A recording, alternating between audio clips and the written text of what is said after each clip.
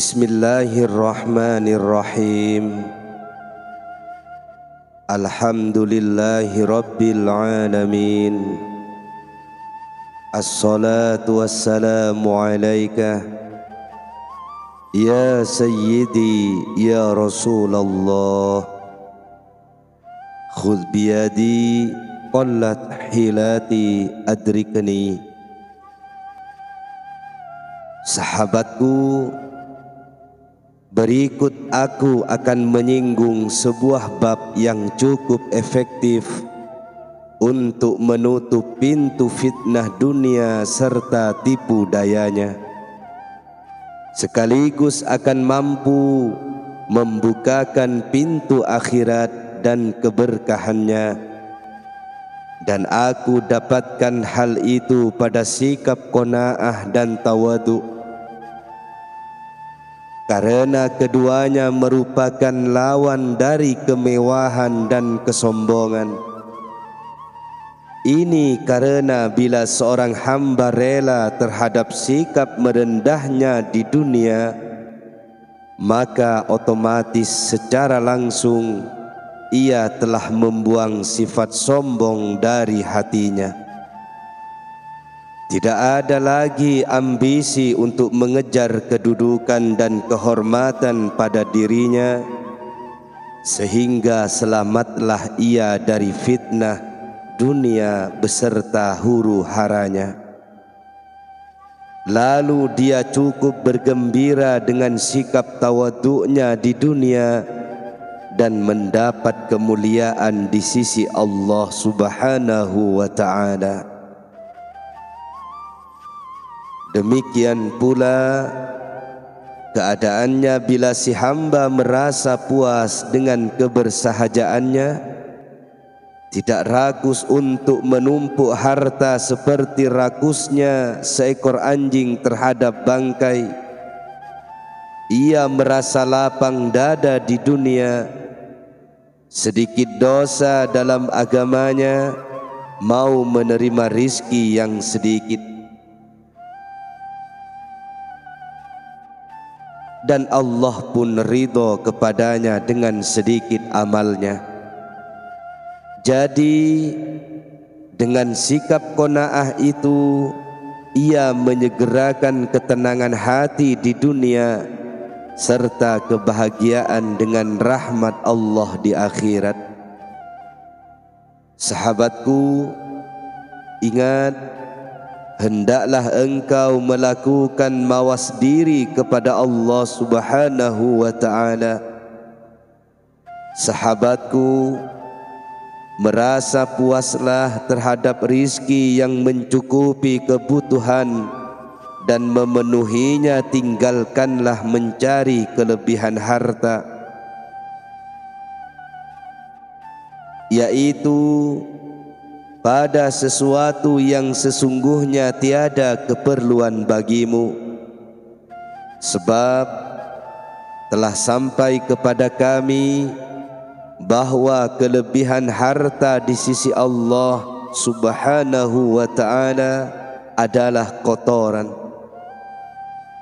Pada hari kiamat kelak akan didatangkan dunia itu, lalu dikatakan, pisahkanlah dari harta itu bagian yang ditujukan untuk Allah, lalu lemparkanlah semua sisanya ke neraka. Juga telah sampai kepada kami, dunia itu terkutuk dan terkutuk pula isinya kecuali zikir kepada Allah Subhanahu wa ta'ala serta semua sarana yang digunakan untuk berzikir kepada Allah. Rasulullah sallallahu alaihi wasallam bersabda, biarkanlah dunia ini untuk pemujanya, karena orang yang mencari dunia di luar kebutuhannya akan dijemput kematiannya sedang ia tidak merasa. Seorang sahabat juga mengatakan, seburuk-buruk manusia ialah yang mengejar dunia di luar kebutuhannya. Wahai kaum, siapa yang tidak puas dengan sekadar memenuhi kebutuhannya, maka bagaimana bisa ia dijamin termasuk dalam golongan hadis ini?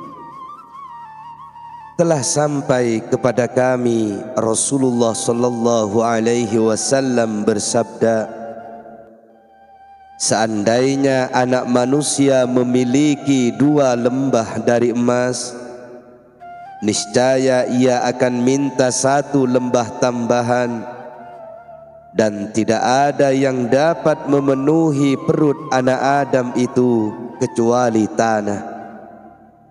Semoga Allah subhanahu wa ta'ala menerima taubat orang yang bertobat. Salah seorang sahabat berkata, celakalah bagi setiap penumpuk harta yang selalu membuka mulut seperti orang gila yang hanya dapat melihat apa yang ada pada orang lain, tapi lupa terhadap apa yang ada pada dirinya.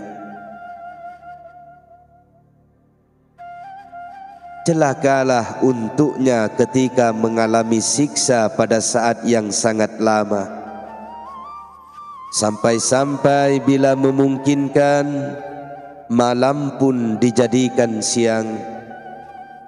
Ingatlah, siapa yang tidak merasa puas terhadap sekedar kebutuhannya, maka bagaimana bisa ia dijamin termasuk golongan hadis ini?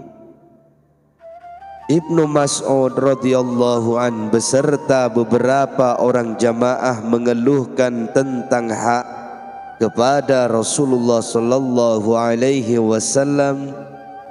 Lalu jawab beliau sallallahu alaihi wasallam, bersabar dan bergembiralah kamu, karena saatnya sudah dekat, bahkan seakan-akan telah tiba.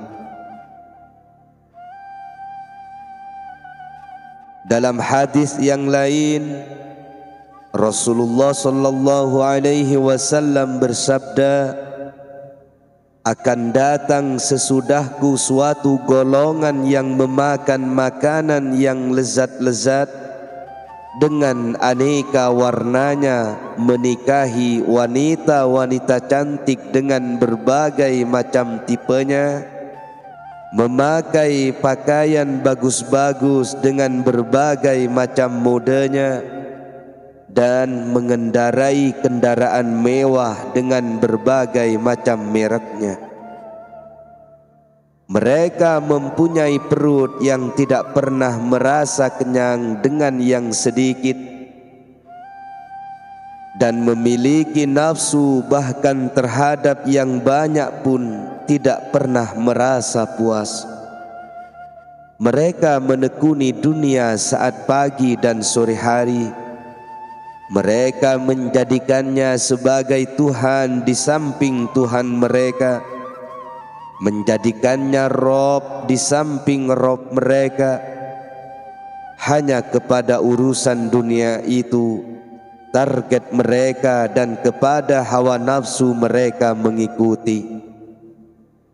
Maka suatu tekad dari Nabi Muhammad sallallahu alaihi wasallam bagi yang mengalami zaman itu yang bakal datang setelah pengganti kamu, hendaklah tidak memberi salam kepada mereka, tidak mengunjungi yang sakit di antara mereka, tidak mengiringi jenazah mereka, dan tidak perlu hormat kepada pemuka mereka. Siapa yang tetap melakukan itu, sesungguhnya ia ikut ambil bagian dalam menghancurkan Islam. Hadis ini dikeluarkan oleh Al-Bazzar, namun salah seorang sanadnya didhaifkan oleh jumhur. Ingatlah Siapa yang tidak pernah merasa cukup dengan sekadar kebutuhannya, bagaimana ia merasa aman dari orang-orang yang termasuk dalam firman Allah Subhanahu wa ta'ala berikut, bermegah-megahan telah melalaikan kamu sampai kamu masuk ke dalam kubur. Janganlah begitu, kelak kamu akan mengetahui akibat perbuatan itu, dan janganlah begitu, kelak kamu akan mengetahui. Quran Surat At-Takatsur ayat 1-4. Maka bagaimana orang yang tidak pernah puas itu merasa aman dari ancaman Allah Subhanahu wa ta'ala ini? Ia pasti bakal binasa.